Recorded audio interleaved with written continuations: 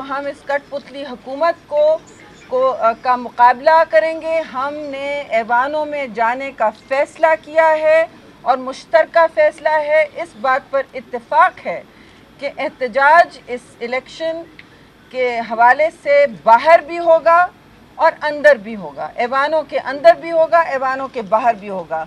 ऐवानों के अंदर सारी पार्टीज़ अपनी पूरी क़ुव्वत के साथ मौजूद होंगी और हम एक मजबूत और मजबूत जमहूरी अपोजिशन का किरदार अदा करेंगे। हमने एक वर्किंग कमेटी बना ली है जो आपके सामने है। इसकी कल भी मीटिंग होगी टर्म्स ऑफ रेफरेंस बनाने के लिए, और 3 बातें हमने इस वक्त ऑलरेडी अग्री कर ली हैं।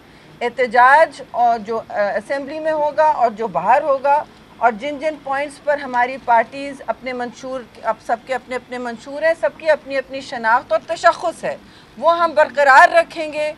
लेकिन हम इन बातों पर मुत्तफ़िक़ हैं कि हमने एक जॉइंट वहाँ इलेक्शन लड़ना है। नेशनल असेंबली में सबसे पहले तो स्पीकर का इलेक्शन आएगा, जो हमने मुत्तफ़क़ा फ़ैसला किया है कि हम साथ लड़ेंगे। हमारा नामज़द कैंडिडेट पार्टीज़ तय करेंगी, लेकिन कैंडिडेट होगा पाकिस्तान पीपल्स पार्टी से स्पीकर का। डिप्टी स्पीकर का कैंडिडेट MMA से होगा, और लीडर ऑफ अपोजिशन तो नहीं, मगर हम नहीं बल्कि उससे आगे हम वज़ीर आज़म का जो कैंडिडेट होगा वो पाकिस्तान मुस्लिम लीग से होगा।